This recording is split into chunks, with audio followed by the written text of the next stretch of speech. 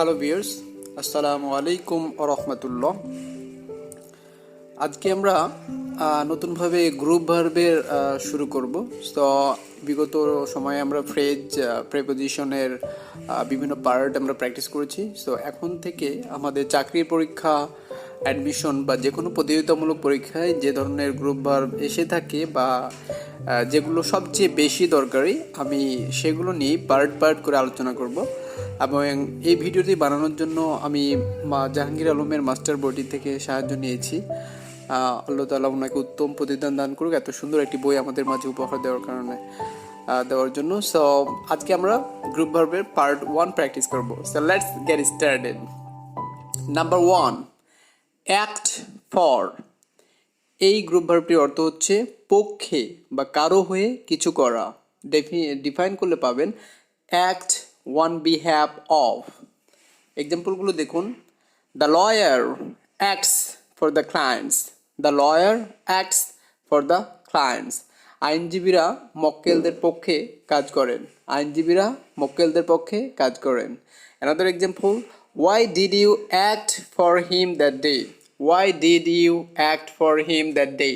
তুমি সেদিন কেন তার পক্ষে কাজ করেছিলে। নাম্বার 2, অ্যাক্ট ওয়ান অথবা আপন। এই গ্রুপ ভার্বটির অর্থ হচ্ছে নির্ভর করা। ডিফাইন করলে পাবেন ডিপেন্ড অন। এক্সাম্পল হচ্ছে I acted on your suggestion. I acted on your suggestion. আমি তোমার পরামর্শ অনুসরণ করেছিলাম। Another example, you should act on your teacher's advice. You should act on your teacher's advice. তোমার উচিত তোমার শিক্ষকের উপদেশ অনুসারে কাজ করা। নাম্বার 3, আরও একটি গ্রুপ ভার্ব আছে একই রকম, অ্যাক্ট ওয়ান অথবা আপন। এই গ্রুপ ভার্বটির অর্থ হচ্ছে ক্ষতি করা। অ্যাফেক্ট, টেল আপন, এ দুটোর অর্থ হচ্ছে ক্ষতি করা। এক্সাম্পলগুলো দেখুন। Such hard work will act upon your health. Such hard work will act upon your health. এমন কঠিন কাজ তোমার স্বাস্থ্যের ক্ষতি করবে। Another example, never act on your country. Never act on your country. কখনোই তোমার দেশের ক্ষতি করো না। Number 4, act up to. act up to এটির অর্থ হচ্ছে আশানুরূপ কাজ করা, মনের মতো কাজ করা। ডিফাইন করলে পাবেন act according to. এক্সাম্পলগুলো হচ্ছে this machine does not act up to my expectation. This machine does not act up to my expectation. এই যন্ত্রটি আমার আশানুরূপ কাজ করে না। Another example, did he act up to your expectation. সে কি তোমার আশানুরূপ কাজ করেছিল। Did he act up to your expectation. সে কি তোমার আশানুরূপ কাজ করেছিল। Number 5, act under. এটির অর্থ হচ্ছে আদেশ অনুসারে কাজ করা। ডিফাইন করলে পাবেন act in obedience to. Act in obedience to. Example হচ্ছে he acted under the orders of me. He acted under the orders of me. সে আমার আদেশ অনুসারে কাজ করেছিল। Another example, why don't you act under my directions? Why don't you act under my directions? তুমি কেন আমার নির্দেশনা অনুসারে কাজ করো না। তুমি কেন আমার নির্দেশনা অনুসারে কাজ করো না। নাম্বার 6, bear away অথবা bear off। এই গ্রুপ ভার্বটির অর্থ হচ্ছে জয় করে নেওয়া, উইন। এক্সাম্পল হচ্ছে হি bore away 2 prizes in the annual sports. বার্ষিক ক্রীড়া প্রতিযোগিতায় সে 2টি পুরস্কার জিতে নিল। Another example, did you bear off any prize in that competition? তুমি কি সেই প্রতিযোগিতায় কোনো পুরস্কার জিতেছিলে। Number 7, bear down. bear down এটির অর্থ হচ্ছে ঠেলে ফেলে জয় করা। ঠেলে ফেলে জয় করা। ডিফাইন করলে এটি পাওয়া যায় crushed by force. crushed by force. এক্সাম্পলগুলো দেখুন। হি বোর ডাউন অল অপোজিশনস। হি বোর ডাউন অল অপোজিশনস। সে তার সকল প্রতিদ্বন্দ্বীকে ঠেলে ফেলে জয় করে নিল।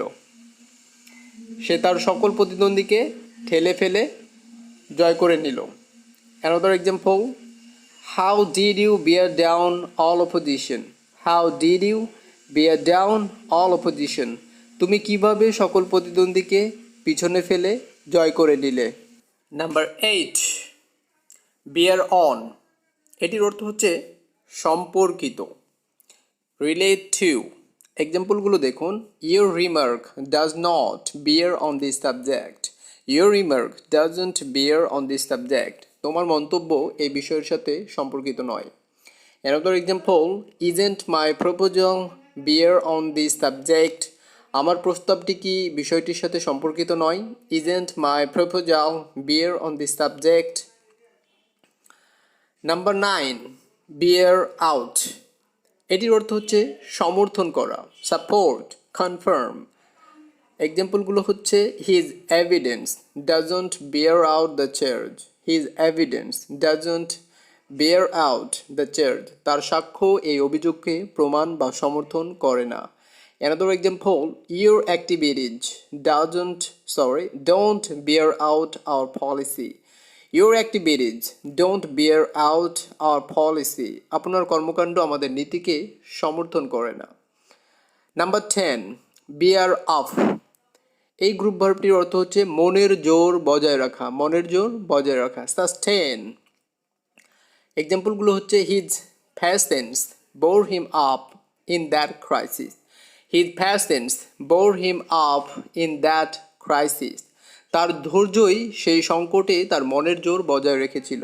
Another example, don't lose faith, you have to bear up in this situation. Don't lose faith, you have to bear up in this situation. বিশ্বাস হারিও না, এই পরিস্থিতিতে তোমাকে মনের জোর বজায় রাখতে হবে। So dear viewers, আমরা এক নজরে at a glance we will have a look once again. আমরা এক নজরে আবারও দেখব। প্রথমটি কি ছিল? act for, এর অর্থ হচ্ছে পক্ষে, কারো হয়ে কিছু করা, তাহলে act for, act on behalf of। Number 2, act one অথবা আপন, এর অর্থ হচ্ছে নির্ভর করা, ডিপেন্ড অন, কারো উপর নির্ভর করা।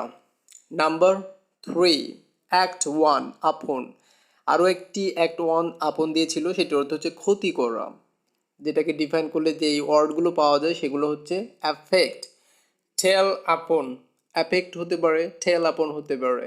নাম্বার 4, অ্যাক্ট আপ টু, এই গ্রুপ ভার্বটির অর্থ হচ্ছে আশানুরূপ কাজ করা, অ্যাক্ট আপ টু, যেটাকে বলা যায় act according to, act according to.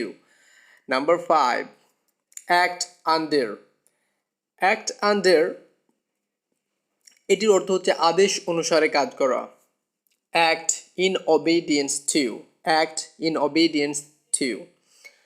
Number 6, bear away অথবা বিয়ার অফ, দুটো গ্রুপ ভার্বের অর্থ হচ্ছে জয় করে নেওয়া, ডিফাইন করলে যে ওয়ার্ডটি পাওয়া যায় সেটি হচ্ছে win. Number 7, bear down, bear down, এই গ্রুপ ভার্বটির অর্থ হচ্ছে ঠেলে ফেলে জয় করা, crushed by force, crushed by force. তাহলে আমরা দেখলাম বিয়ার ডাউন অর্থ ঠেলে ফেলে জয় করা। Number 8, bear on, bear on, এটির অর্থ হচ্ছে সম্পর্কিত, যেটাকে ডিফাইন করলে যে ওয়ার্ডটি পাওয়া যায় সেটি হচ্ছে রিলেট টু, রিলেট টু, এটার অর্থ হচ্ছে সম্পর্কিত। নাম্বার 9, বিয়ার আউট, এটির অর্থ হচ্ছে সমর্থন করা, সাপোর্ট, কনফার্ম। নাম্বার 10, বিয়ার আপ, এই গ্রুপ ভার্বটির অর্থ হচ্ছে মনের জোর বজায় রাখা, সাস্টেইন, সাস্টেইন, ধরে রাখা।